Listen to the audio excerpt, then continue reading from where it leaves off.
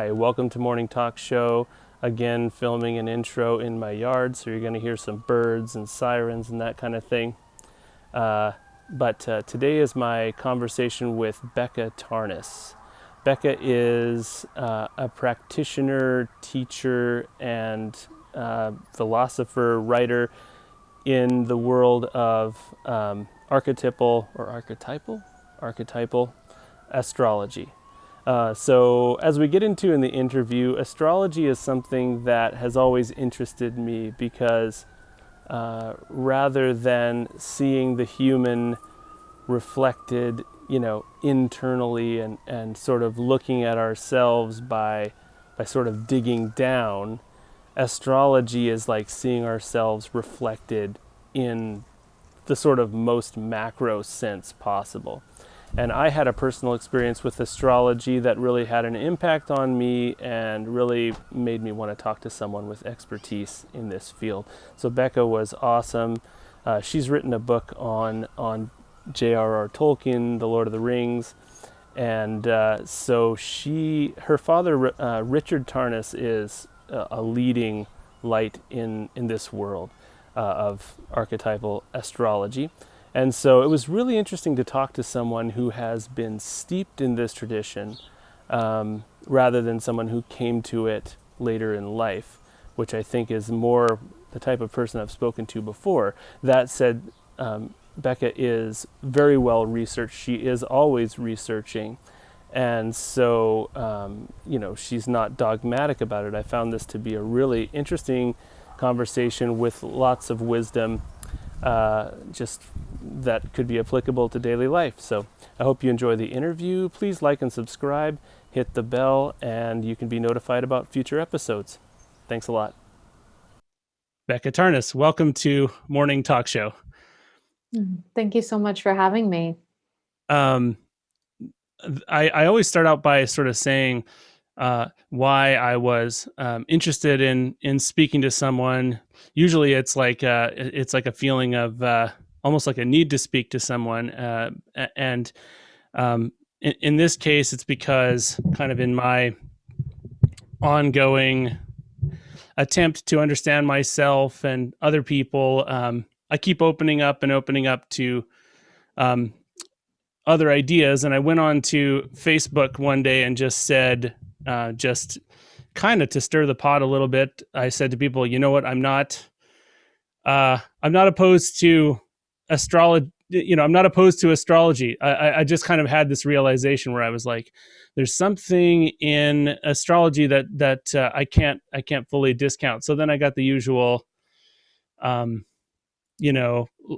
people saying great, some people saying, well, actually, astrology has been entirely disproven and all of that. But one of the things I did get was a friend sent a page from a book. She said, what's your birthday and things. She sent me a page from a book that was a description of me based on when I was born in history.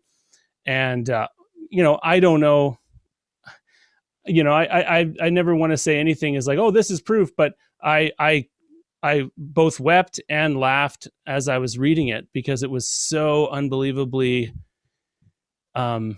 affirming to who I was, what I'd sensed about myself, my strengths and my weaknesses.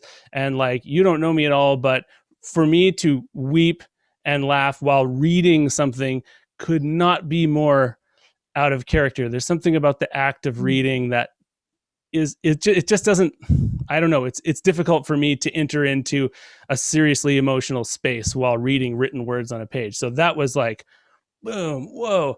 So I looked around online. I was like, I want to talk to someone about this this phenomena, and obviously there's a lot online. And then I found yourself and archetypal astrology, and then I saw that you'd written about Tolkien and that kind of thing, and I was like, okay, this is a person that I feel like I could speak to and could speak to me, and I would be able to listen and hear, because, and I'm sorry, this is so much biographical information before you've really said a word, but I'm setting the stage a little bit. And so another element of my life was being raised extremely conservative Christian, but with a dad who was very drawn towards fairy stories and huge into Tolkien, C.S. Lewis, and George MacDonald and that kind of thing. And so that was a part of my history as well. So I just kind of felt like there would be some common ground there. And I guess, first of all, does my story sound familiar to you? Is this the kind of thing you've heard many times? How do people usually approach you about astrology? I definitely get a wide range of people approaching astrology in terms of, did they just discover it, or was it introduced to them by someone that they thought was very normal and straight edged, and then they mention something about astrology and their viewpoint of that person is totally turned over. Some people discover it in childhood or in their teens. Very wide range. And as an astrologer, I work through different circles where people are generally more open to it. Although I've definitely had my share of encountering the hardened skeptic as well. And when it comes to this idea of proving astrology, it's looking at an ancient tradition with multiple lineages. Basically, every ancient culture has a different relationship to the sky, that there's some kind of understanding that the stars, the movements of the planets are communicating something deeper about the world. We see the Western astrological tradition comes out of Babylon and Egypt. There are astrologies that come out of China, or there's Mayan astrology. Of course, there's the whole Vedic astrological tradition coming out of India. There's such a diversity of reading the language of the stars, astrologos, that's what it means. But we live in a time when within the Western scientific tradition, slowly that connection to the stars as having a deeper inherent meaning has been eroded. And so when individuals look at proving astrology to be real or not to be real, it's in a very specific framework. It's a scientific worldview. Right. And when we look at scientific worldviews, we have to recognize that there have been many shifting paradigms, even within science. So what was believed to be absolutely true within one scientific paradigm gets overturned by the next. I mean, the clearest, which in many ways gave birth to the scientific revolution, is the Copernican revolution, the recognition that the Earth is not at the center of the cosmos. Rather, the planets are orbiting the sun. There's another paradigm shift when gravity is introduced. There's another total paradigm shift when Einstein brings in relativity, or the whole team of scientists who made the quantum breakthrough in quantum theory and quantum physics. That overturned a paradigm as well. And so it's to say that something like astrology has been proven or disproven by individuals who have not actually learned the techniques using their own scientific method of empirical observation. I question whether they're really saying it's been proven or disproven. There's actually studies that have been done using complex statistical models that are, in fact, bringing about very significant evidence to the astrological perspective. But because it's such a controversial topic, most scientists won't even pick up those 70 plus studies. Right. So anyway, that's a kind of roundabout way of saying that everyone comes to astrology by a different path. And what is really beautiful about astrology is that it has this capacity to reflect us to ourselves.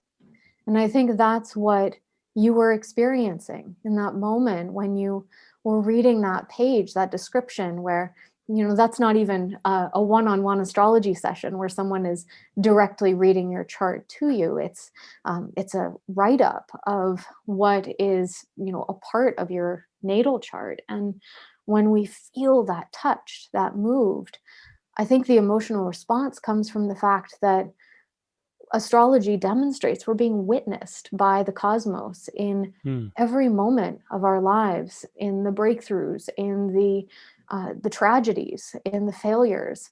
Each one of those moments is correlated with a particular transit or with a particular part of our natal chart. And Hmm. there's something that feels so profound and deeply moving when we experience that level of witnessing. And if we've never been witnessed in that way, let's say we were raised in a disenchanted cosmos where Hmm. our understanding of, the planets is just simply bodies moving through space. There's no deeper intelligence to the cosmos or sense of care or even love Hmm. that we could feel there. That shatters our Hmm. worldview. And so it's very threatening. Yeah. Yeah, it's really interesting. And yeah, I think you're spot on about that. It's just feeling witnessed, like coming up through a different tradition, uh, religious tradition, and feeling kind of feeling like what was written in that birth chart, that kind of anonymously written chart or description, actually nailed who I was more than a bunch of people who had literally been witnessing me as a person. And so yeah, there is something about being feeling seen. I did feel seen in an interesting way, because I knew that I wasn't literally, like, the book wasn't magic, the words on the page weren't magic, but there's something about that interface, or, like, I don't know if interface, that's not a good word, like, there's something about um the conformational nature of what I was reading, um that almost yeah, it seemed to almost bring another presence into the room. I'm kind of reframing based on the way that you just described it, and I hadn't really thought of it that way, but I did feel seen. And it felt like you can see why some people hang on to things that that others might tell them aren't correct, because it's like, if you've had that experience and you haven't had it much in other areas, it's very, you're not going to give that up easily, right? Because it's what we want in a way, more than anything. And and the another question that kind of came up as you were speaking in my mind was that the how should I put it, the astrology is, it seems like kind of an intuitive um, realm, in a way, like a realm where the intuition is kind of key, because yeah, you're not going to do a blind study and find necessarily that, like, under laboratory conditions, that it's proven. I mean, if you're saying there are studies, and I'd be very interested to see them, because my intuition is that Mhm. there is something going on. But I wonder if you feel like maybe intuition in general is kind of on the decline, or has declined, and is now needing to have a renaissance or a rebirth. Is that something that makes any sense to you? It does make a lot of sense. And I see astrology as a tool to hone one's intuition. Hmm. Because when we practice astrology, the more familiar that one gets with the way the archetypal principles that are associated with the planets, the way they combine when we meet someone, maybe we're just starting to get to know somebody, and then we can have this sense of a little bit of their personality and can hazard a guess of maybe an aspect Hmm. they might have. And in making that guess, we can then pull up their chart and look and see, well, do they have that aspect Hmm. that I was intuiting, that I was perceiving in them? And if we're right, well, now we've just affirmed that feeling of intuition. So the next time it comes up, we can trust it a little more. Oh, I think that that person maybe has this particular aspect. You look, if it's correct again, now you've affirmed it even more. And we have very few tools, practices in our culture that actually hone and develop and affirm intuition. Mm-hmm. And astrology is one of those, because you can see the correlations and you get corrected when you're wrong too. We might make an assumption, oh, this person has that aspect, and realize we're completely projecting. And Right. so that's important as well, when we realize we're wrong and we have to reassess that, Mm. because then our intuition gets further honed in this kind of corrective process. So there is an intuitive element of astrology, to be sure, but there's also an empirical one.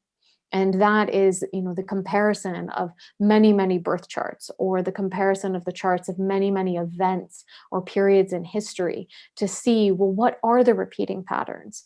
What are the things that we see again and again? And what are the things that evolve or change or are different through time? Mm. And being able to look in that empirical manner can also really help us to uh, have a deep grounding in the astrological principles, and to be able to see how something will manifest when we come across a chart that we've never encountered before. So it sounds like there's quite a bit of kind of endless research that you can do into it, especially when you're involved. So you actually do counseling with people, astrological counseling. What kind of how much time do you spend on that, versus how much time do you spend on doing like research and trying to sort of increase your overall understanding of astrological history and movements? At this phase in my life, I'm spending a lot of time doing the counseling work, giving readings, is what we call it. Mm. And that in itself, though, is its own form of research, because Right. every reading that I give, I'm, of course, speaking to the client and illuminating their chart, but then maybe I'm describing their Moon Neptune aspect. And Moon Neptune can be a very sensitive, very permeable aspect if one is born with this. We can be very emotionally permeable if we have this aspect. There's an intuitive capacity. One can just walk into a room and feel what's happened there, for example, without being Mm. told. There can be a tremendous sensitivity with Moon Neptune, not only to others' emotions, because it feels like there's no boundaries between us. Mm. We have a Moon Neptune aspect, and um, there can be sensitivity not only to other people's feelings, emotions, but also to um, things in the environment, food sensitivities, or loud Mm. noises, or chemicals, or cold drafts. Mm. And what can happen, I'll be describing this to someone, and if this feels like it fits with their life experience, then they'll speak to that, but then they'll also tell me more about their life. And that fills out the picture a little more for me of other ways the Moon Neptune might come through, Mm. or other ways that they work with it. Mm. And that's an important part of the counseling piece, Right. not just describing, but also, well, how do you work with, if you are very emotionally sensitive and permeable, how do Mm. you protect yourself? How do you buffer yourself? Right. And so I will, collect certain practices that relate to specific aspects. Like if you have Moon Neptune, it can be really helpful to have your home feel like a womb-like sanctuary, to have soft blankets and hot tea and warm baths and things that buffer you. Yeah. And so I'll hear reflected from a client that, maybe it's an afternoon nap that helps them feel buffered in that way, or Mm. maybe it's having soft lighting. And so then I'll take that in, and then the next Moon Neptune person I happen to encounter, share that, and they'll be like, oh yeah, I actually do that already. Mm. And so it's Yeah. this constant learning process in the counseling session itself. And so Okay. every single one of my readings, I feel builds on the next. And there's always these beautiful synchronicities where someone will be going through something, and then someone I'm meeting later that day or later that week, that's exactly the thing they needed to hear because they have the same aspect. Mm. So that's kind of the core of what I've been doing. But I am a professor and I am a researcher. I co-edit a journal called Yeah. Archai. Right. It's the Journal of Archetypal Cosmology. And so Yeah. for that, I do more academic research into um, different planetary alignments, periods in history, whether that's writing about it or teaching it. One of my particular passions is studying music in relationship to astrology. So looking at the charts and the transits of different musicians. Oh, interesting. Yeah. Yeah, Um, I that resonates with me. Oh, I left my capo on. I shouldn't do that. Sorry.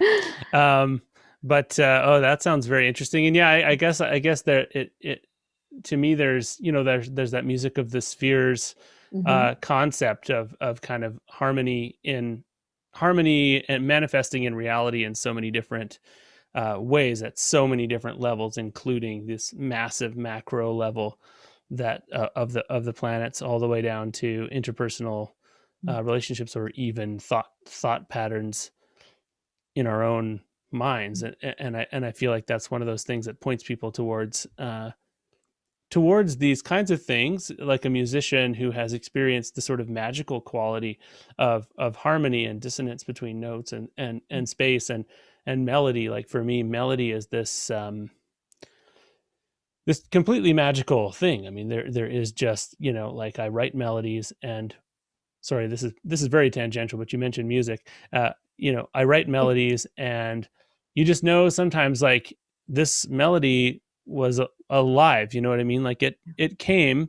It's almost like it existed, and I could work against it or work with it or something like that. And I think that one of the things that drew me to the idea of astrology was that principle, which is one of the guiding lights in my creative life, also seems like the way an ordered life kind of um, begins to look. It begins to look like a melody where the moves that someone makes have a meaning and are sometimes surprising, or sometimes just right in line, but it keeps life flowing in a meaningful and interesting way. So yeah, I guess that's not even a question. That's just sort of a response.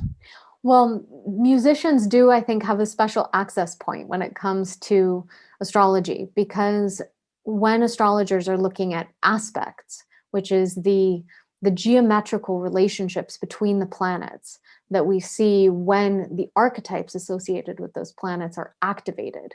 So the meanings associated with the planets are activated. Hmm. It's those geometrical connections that actually carry the same meaning as they would in terms of musical harmonies. Hmm. So what we can see, for example, in the trine, which is a 120-degree angle, is very much resonant with, say, the third, or even in an octave where we're hearing the same notes. It's very much equivalent to the conjunction where two planets are at the same place. So it's the divisions of the string Hmm. are the same as the divisions of the circle in astrology. And we Okay. use five major aspects. It's all based on Pythagorean number theory, which of Yeah. course is relevant to music too. So there is something to the music of the spheres, that it really is a kind of music. And I feel like in our current era, where we don't have the same kind of perception of the cosmos as the ancients did, where they could, look up at the night sky and they see Venus blazing like a diamond, just exquisitely beautiful, and would know Venus is the principle of beauty and love and aesthetics and desire and so forth, the goddess of love and Hmm. beauty. We're looking at the red blazing of Mars and know that that symbolizes the warrior, violence, anger, Right. assertion, aggression, that there's that fiery heat to Mars. There's that capacity in ancient consciousness to look at each of the planets and perceive their meanings. We've lost that. Most Yeah. of us can't even find the planets in the sky. I And can't. it's worth doing. And if you have a horizon accessible to you right now, you can see Venus as the evening star. Hmm. And it's the brightest light that you will see just after sunset. Look to the west. And she is absolutely worth paying homage to and seeing out there. But Interesting. um, we've lost that capacity to see it. And something that I think astrology offers us is, just in the same way as, when we hear music just orally, we're just taking it in. We're kind of bathed in that sound. That's what that ancient perception is. Hmm. Astrology is something more like reading the score. So we have to go back and learn how to read the score to then hear that music again. And Okay. astrology shows us how to hear it again. Um, that's that's that's great. Why do you think the ancients had more access to these kinds of thoughts and intuitions and sensations? Like, because I talked to another person named Sarah Janes on the show, and her whole thing is ancient Egypt, and we talked about how the ancient mind was um, just different. Like, we wouldn't recognize the way that someone thought. But what is your impression of why um, some of these things were so obvious to people in previous ages and not now? I know you already Mm. mentioned that scientific Mm. revolution. Is there anything else there, or? Yeah, I am very much influenced by a variety of thinkers who work with the idea of the evolution of consciousness. And by evolution of consciousness, I don't mean a a progression from like worse to better or less developed to more developed. By evolution, I just mean simply a change, a mutation through time. Hmm. So that something simply evolves through time. A shark, for example, has been in the same form for millennia, whereas some other maybe land mammal had to evolve much more through time. Hmm. There's no value differentiation between, say, the shark or the tiger, Right. but they're different evolutionary trajectories. So that's what I Interesting. mean by evolution. And so the thinkers I'm informed by are people like Jean Gebser, who wrote a book called The Ever-Present Origin, where he looks at different phases of consciousness. Or one of the biggest influences on me has been Owen Barfield, who Yeah. wrote about, you're familiar with Barfield, one of the great Inklings? Yeah, yeah, yeah. Hmm. I was going to mention it because of, Okay. sorry, I don't mean to interrupt, No, but please. Mark Vernon is a person I've Yeah. spoken to a couple times now, and he wrote a book about Barfield, which was kind of my introduction to Barfield's thinking, and I loved it. Mm. The evolution of consciousness. I mean, that book was focused around the significance of Christ's presence in history, but it's just so rich to think about. Yeah, that whole topic is just so great. So sorry, I Mm. interrupted you there. No, that's wonderful. Mark Vernon is amazing. His book, A Secret History of Christianity, it's a beautiful expression of Barfield, and a very accessible one too. So Yeah. I highly recommend it. And so those are some thinkers I've been informed by in terms of that. Other evolutionary thinkers like Pierre Desjardins or Carl Jung. And then I've been very directly influenced by my own father, Richard Tarnas, who's thought a lot about the evolution of consciousness and brought that into his work. And the basic idea behind all of these theories is that an earlier form of consciousness, this kind of ancient consciousness, had a more porous relationship to the world. And so the idea of an individual self wasn't as present. That the boundary between who I am and what the world is fluid, and that I would experience myself outside of myself.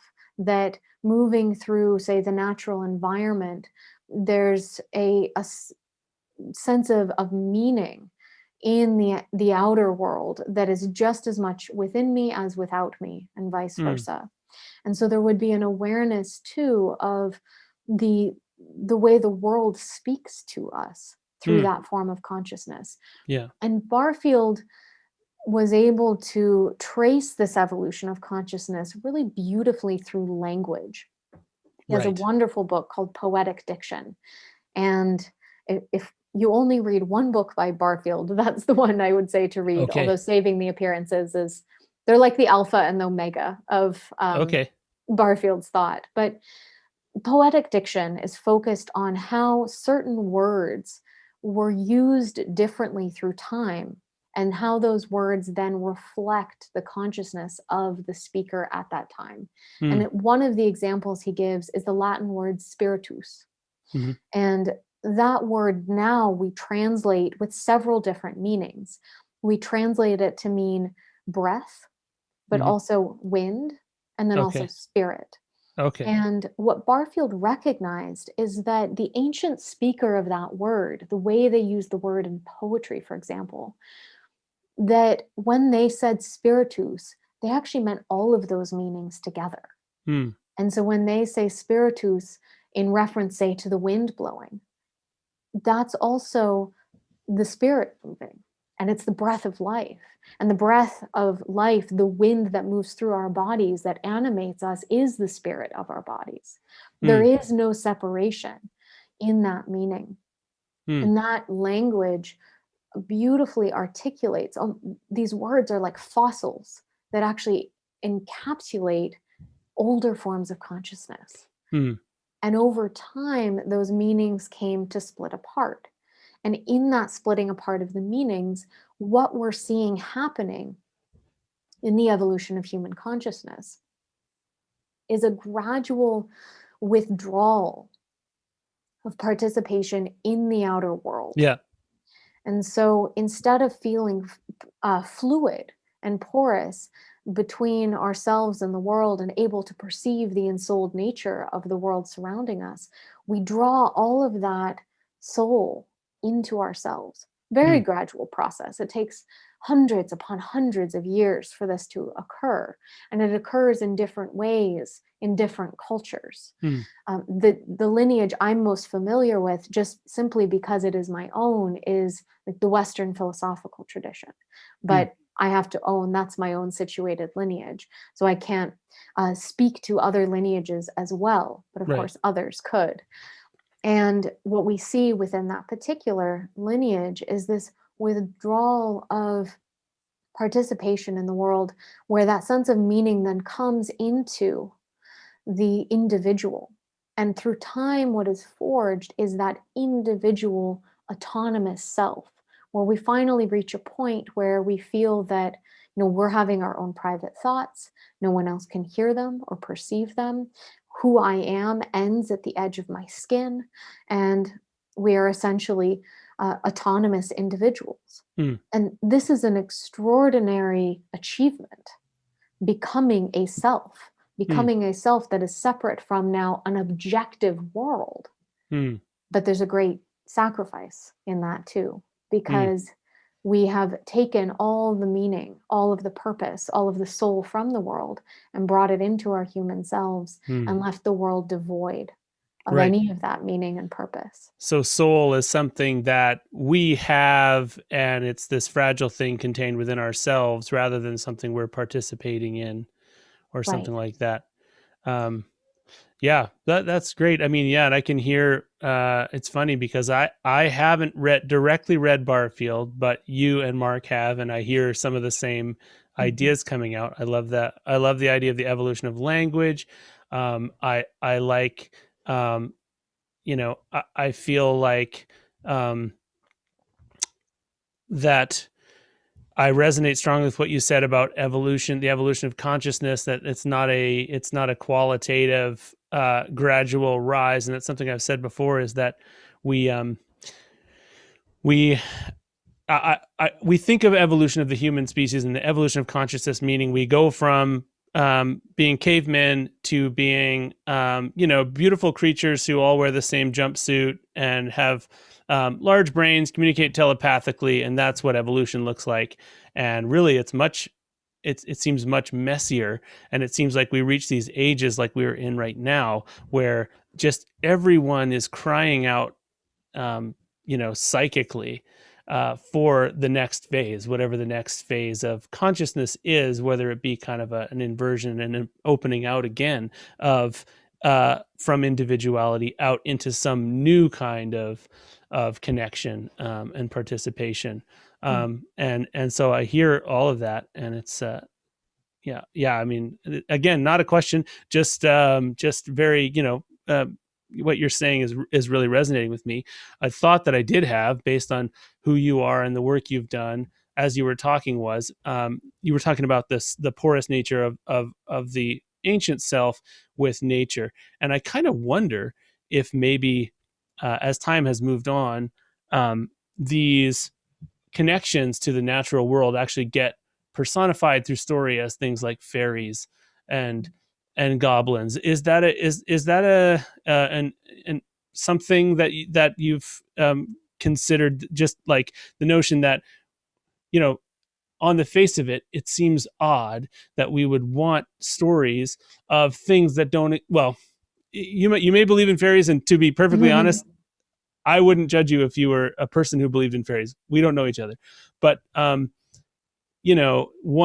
way you could look at fairies and goblins and monsters and things like that is that we have these intuitions of ourselves, of seeing aspects of ourselves in the natural world, and that's why nobody, no child ever is read the Princess and the Goblin, which I read to my children, and go, what's there's no such thing as goblins. They know there aren't, in a sense, but or that they've never seen one, but there's no question about what that is. And I wonder if that's an intuition we have based on that. Does that make sense? Am I talking It does nonsense? make you are not talking nonsense. And this is something that I've thought about a lot in terms of, when fairy stories emerged, for example, just historically, and how we seem to have this progression, for example, from myth to legend to fairy story to the novel.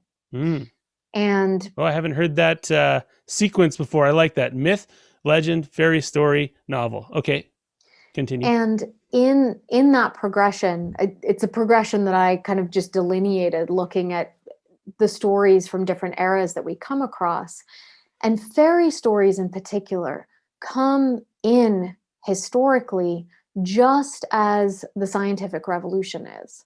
So Mm. just as the world is starting to be scrubbed of our perception of fairies and elves and goblins and dwarves and dragons, they have to go somewhere. Right. And so they go to the land of fairy story. But what is Mm. that land? We could call it by many names, but I want to draw on the work of Carl Gustav Jung, the depth psychologist. They go to the unconscious. Now, what is the unconscious? It's just simply the part of the psyche that we can't see clearly into. They go Mm. into this realm where they're hard to perceive. And so Yeah. as we scrub them from the external world, or as we withdraw our consciousness, maybe a better way of putting it, not as we withdraw our consciousness, but as consciousness withdraws into the human being. Mm. And then we kind of take possession of these things. And then we say, oh, they're only imaginary. They're only made up. They're not real. But here Mm. they are haunting our psyche Right. in this unconscious realm. And so then they start coming forward as Yeah. stories. Right. And, why is it that myths tell the exact structure of the human psyche? Why is it Right. that fairy tales illuminate our deepest psychological patterns and complexes? Right. I don't think it's just because the human being is making these things up. I Right. think that it's actually psyche is inherent to the world. And Mm. in our withdrawal from the world and this kind of gathering up of psyche for our human selves only, we stopped being able to perceive that as part Yeah. of the natural world. And so it becomes separated out, and we start articulating it instead in fairy story. And then the further it gets separated out, now we have completely isolated imaginal worlds that we can articulate then in the novel Mm. or in the great fantasy fiction. Mm. And it seems like, oh, that's not a real world. But it's a real world, not in a literal physical sense, Right. but in an imaginal sense, that we have Right. access to that world through the psyche. Yeah. And I feel we're in a time where like matter and psyche are seen as very separate. So of course you're not going to find a fairy out in the outer world because we don't have that kind of consciousness right Mm. now. but go back several hundred years, and we did. And there are still many places in the world that have that kind of consciousness. I mean, you can even get a glimpse of it. Go to Iceland.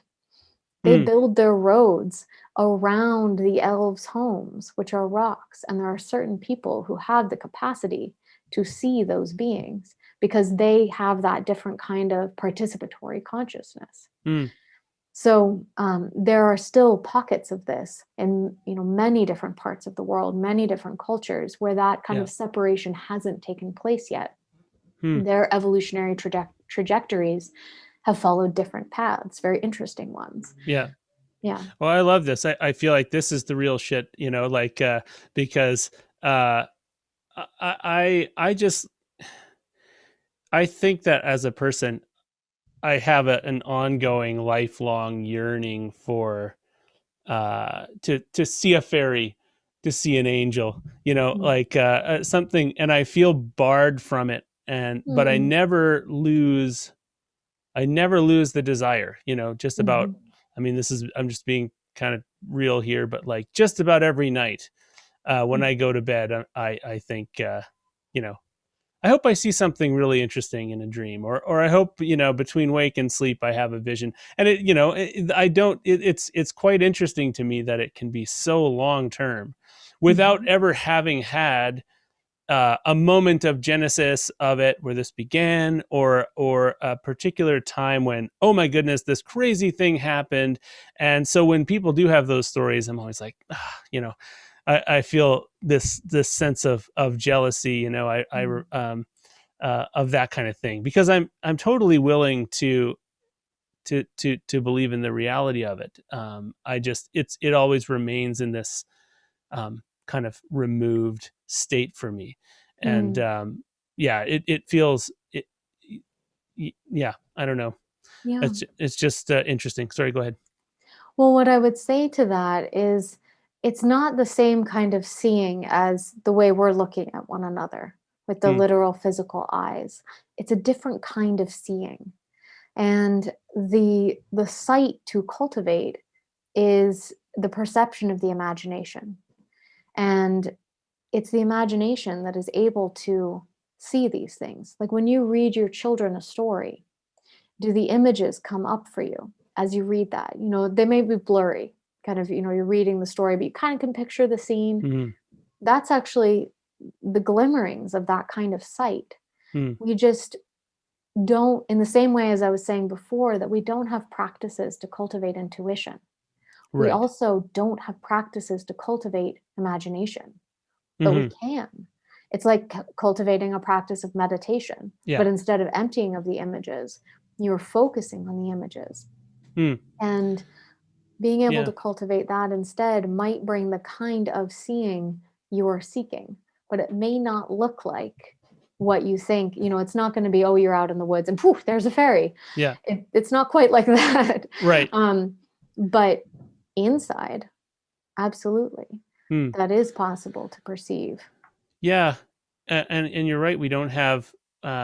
There's almost like a disincentive to uh, the intuition and the imagination that I find kind of disturbing. I find it especially Mhm. disturbing in like religious traditions, Yeah. when kind of rigid, uh, sort of almost mathematical theology comes in, because Mm. that's where I was originally told, angels, demons, all totally real. um, and yet other messaging that I was given really bound me up, regarding, regarding those things. And it just, Mm. yeah, I think I'm not alone in that, where um, the edges of my, well, you talked about the, the subconscious, the edges of my subconscious, I feel like I'm just always seeing Mm. um, shapes through it, and often they can come into my conscious mind, often, most often, when they're sort of more on the philosophical, intellectual, conceptual side. Mm. But they come in as images. Yeah. That's what I find. Mhm. You'll have a flash of an image that you then have to turn into words. So I guess that's the most magical thing. And it's one of the reasons that I do this podcast, is because talking to other people such as yourself who are kind of a channel to another world, brings those images in as you're speaking. I'm trying to be really sensitive to them. But I guess so. That's my little version of seeing fairies, I suppose, is the thoughts I have in response to other people's ideas. You're probably familiar with that C.S. Lewis in The Magician's Nephew. I can't remember which one it is, where there's the little liminal world of the pools. Yes, it is The Magician's Nephew. Magician's Nephew, yeah. And that has always struck me.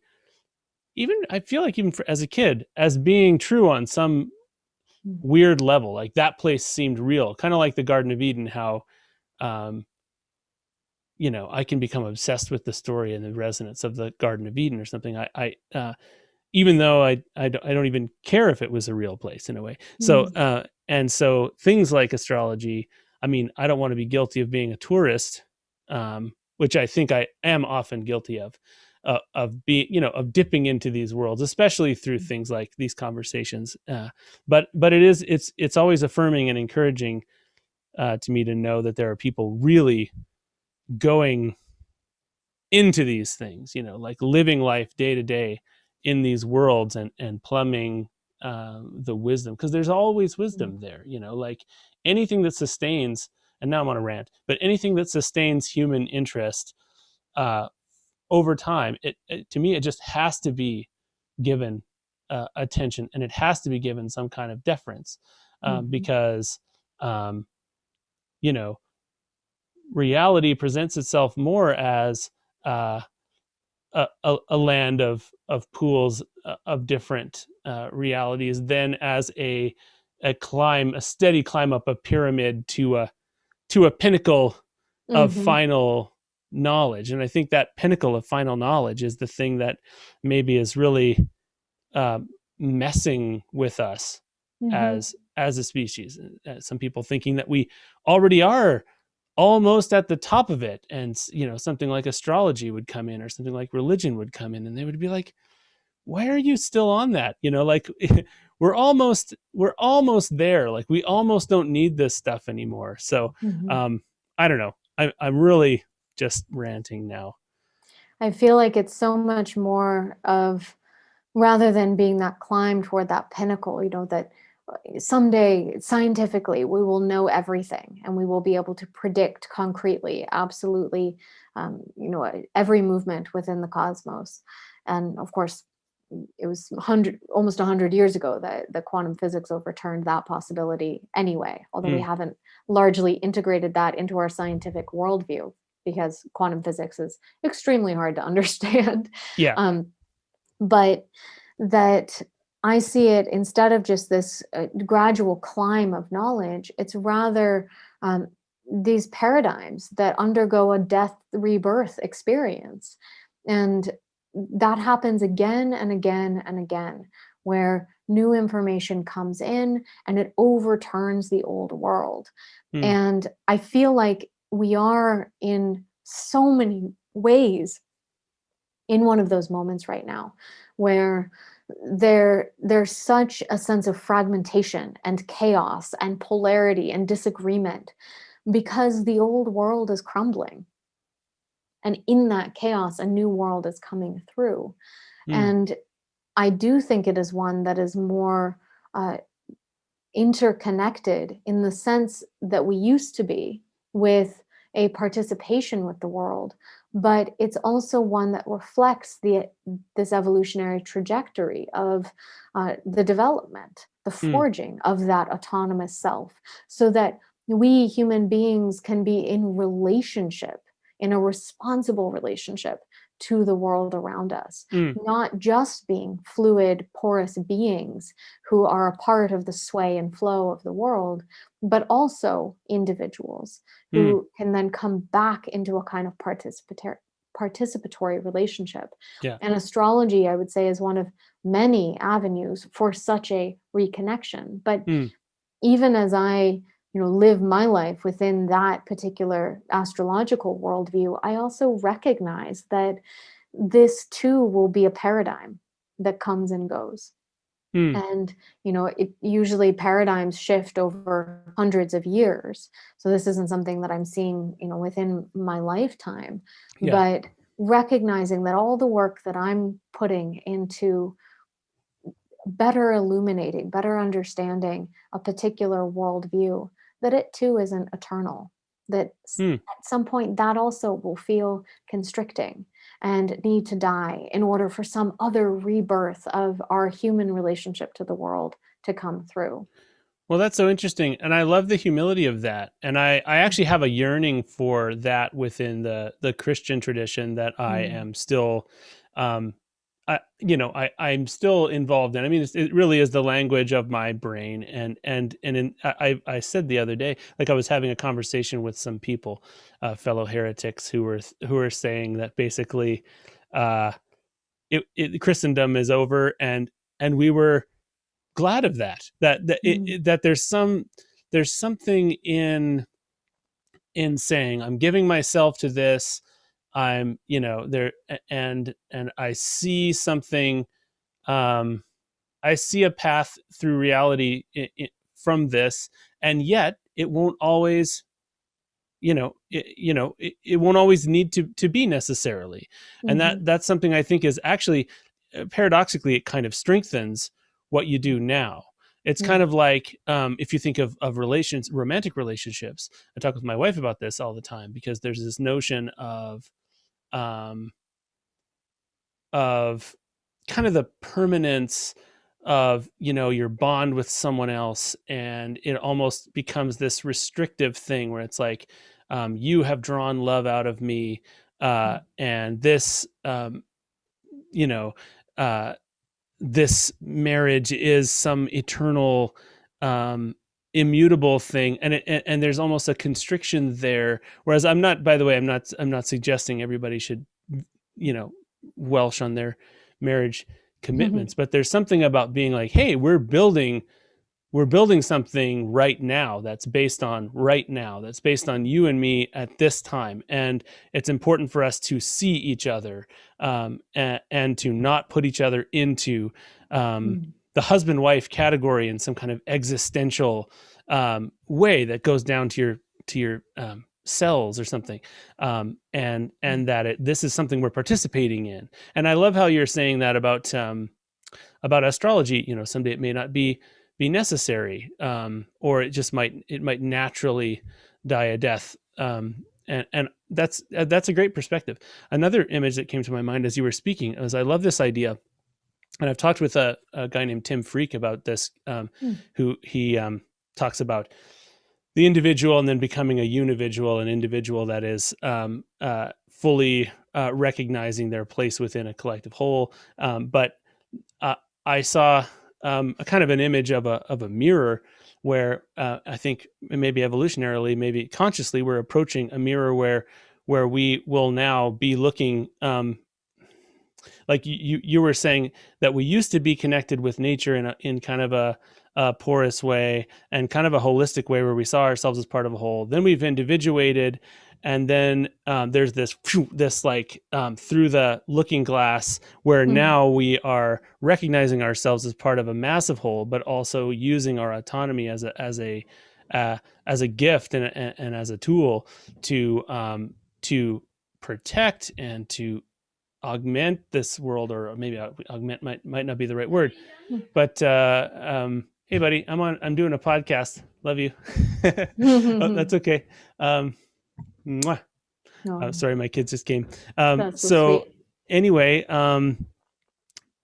this mirror. Okay, sorry, I lost my train of thought. Okay, come here, sweetie. This is Becca, Hi. and this is Delia, Hi, Delia. It's lovely to and meet that's you. Aubrey. She Hi, says it's Aubrey. lovely to meet you. They can't hear you. Oh. Okay.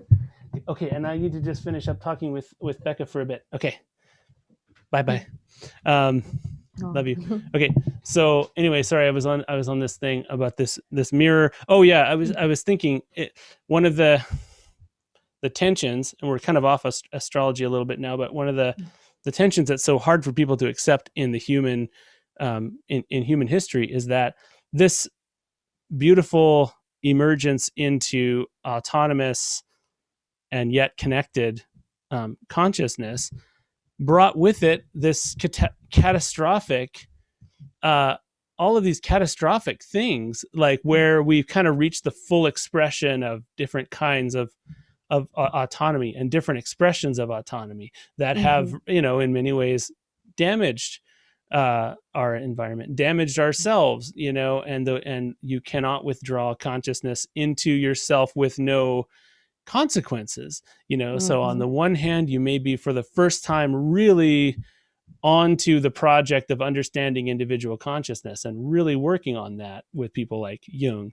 who never, Jung could never have been if not for this movement Mm-hmm. towards individual consciousness and individual autonomy, and and you see, Freud's different expression, different shade, and different angle on some of the same ideas, and then they're carried on. And so yeah, it's quite an interesting thing. I mean, this age of apocalypse or whatever is so messy, Mm-hmm. and yet I like this hopeful view. I mean, it may not bring hope to people in their specific lives right this minute, but it's interesting to think that it is working towards uh a reintegration. And I think about even things like, man, I'm ranting today, you're just sending me off on all these things.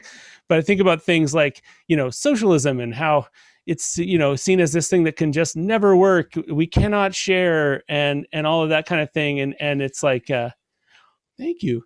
um we cannot share with each other, and it's just impossible. And it's actually to the point of being evil to try to Mm-hmm. suggest it, and that kind Right. of thing. And it's like, and my mind says, sure, I wouldn't vote tomorrow to become a socialist um, nation. I mean, I live in Canada. We're slightly more socialist than other places, but the full-fledged version of socialism, I don't know.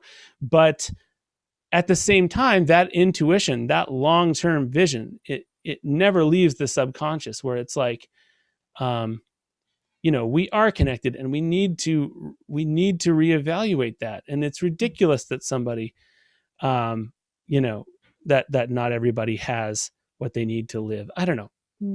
Does all of this mean anything to you? We definitely need to come back into that balance between the individual and the relational, like the part and the whole, basically. And we have been moving more and more into that kind of consciousness of the part, and are being now forced to reckon with that part is interconnected with a greater whole. And the ecological crisis is the very direct reminder of that. In this moment of chaos that we're in, you said earlier that this idea that like Christendom is over, and that one of the things Christianity speaks to so beautifully, because it's brought it into historical form, is the great death rebirth mystery. Yeah. And that is at the core of that experience. And now here we are at this threshold moment. And I think we felt the first really clear birth pangs last year with the coronavirus. That was a Mm, big contraction. mm, Contraction in the sense of a major loss and setback. So many people who are harmed in so many ways, whether it was literally through death, or through suffering, or loss of work, or loss of housing security. So it's so much of a contraction. But that word contraction, we also can recognize in the labor contractions right. of birth. And maybe at some large planetary scale, we are undergoing that death rebirth mystery again, that's told in Christianity, that's told in so many myths of the dying and reborn God. Mm. And now here we are experiencing a myth yet again from the inside. And Yeah. like any true death experience, the outcome has to be uncertain.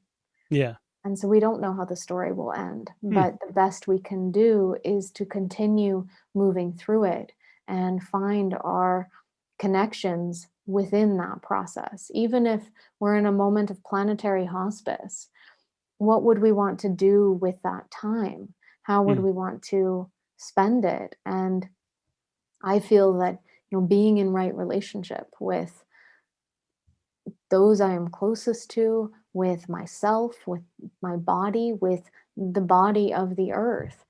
Those are the ways I would want to spend those hospice moments, just in the same way that I would hope to spend my own hospice moments at the Hmm. inevitable ending of my individual part life. Right. So maybe we're still caught in that great uh, Christian story that is more than a Christian story, too, because Yeah. we all go through that death rebirth experience. I think that's my intuition, and so I agree with that, and I like the way in which, on a conceptual level, because I haven't don't have great experience with it, but I like the way that astrology could have that level of increasing personal understanding, uh, in combination with, an acknowledgement of actually a much vaster, whole, a much larger integration than even, I mean, I think arguably astrology is the most large scale, um, integrative, concept, Mm-hmm. of the universe, and it really hints at things like, like a massive, um, consciousness, Mm-hmm. of all things and that kind of thing, because it's so big. So on the one Mm-hmm. hand, I mean, you've obviously found that it is revelatory in your life and in the lives of others, in self understanding, especially when, um, practiced as kind of an ongoing long form practice, where it's not like, maybe just one reading and you get some advice on a, business deal or something, but more like an ongoing connection, and even just thinking in terms that large. I definitely feel like that will have a positive effect for people. Mm-hmm. um Yeah, so yeah. Go ahead. definitely. I was just going to say it definitely can have that interconnecting effect, because when we see our inmost experiences mirrored by the movements of our solar system, then we do recognize that on the one hand, we small individuals are part of something so much larger, and yet that much larger scope is also focused in on each one of us, Mm. and that the astrological correlations we see are, they're so nuanced and subtle and poetic and open to our own personal engagement and participation, that for we didn't even go into that. Like, I don't see the planets as by any means physically causing these correlations. It's Mm. more like um, a great synchronicity, Right. and it's an ongoing continuous synchronicity where the positions of the planets are more like the hands of a clock. Right. And even as the clock says, that it's 5 p.m., it's not causing it to be 5 p.m. It's actually just correlating with that. The Mm. planets, too, they're correlating with the quality of time of that moment. And Right. so it's just extraordinary to see how we're all kind of part of this larger moving ongoing synchronicity. You could almost, do a reverse, because I read that same idea. I read that in the thing you sent me of your Yeah. father's, the introduction, and I like that, because it's not so, like, it's not really superstitious at all. It's more like, yeah, it's more like seeing harmonies and dissonances, Mhm. large ones reflected in small ones, and you could almost look you could almost go the other way and look just at what's going on in human society and say that that was affecting the movements of the planet, or Mhm. not that, or you could almost maybe say what was going on in the movements of the planets from looking at human beings. Like it's sort of like, um, yeah, as above, Mhm. so below kind of thing, which Definitely. is fascinating. So we're at an hour, and I feel like it might be as much as I could go on and on. I don't want to push people Mhm. too far, but where would you recommend people go to find out more about this, about Well, astrology, archetypal astrology? the place that I would definitely recommend starting if you feel like taking on a hefty size book, and I'm speaking as a second generation astrologer here. My father, Richard Tarnas, wrote a book called Cosmos and Psyche, and the subtitle is Intimations of a New Worldview. Mm, And that book is written for the um, it is written for someone who is ready to be initiated into an astrological perspective, but may not know anything yet. mm, And it's a really wonderful introduction to the realm of astrology, to the basics of it, and also to seeing correlations between the movements of the planets and different themes throughout human history. So it's a interesting. kind of work of cultural history, but using astrology as the framework. So I would highly recommend starting there.